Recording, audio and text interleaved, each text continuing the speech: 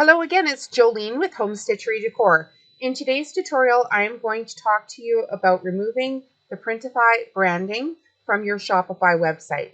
So this is a shower curtain that I have designed and have live on my Shopify store, and I don't want the Printify branding to appear. So what I'm going to do is come into my actual Shopify store, and once I'm in the store, I'm going to click on Themes, and then click on the Customize button that was down in the bottom right-hand corner.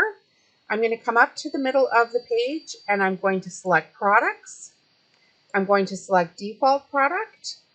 And then over here on the left-hand side where you can see Printify up here, we're just going to turn the eyeball off.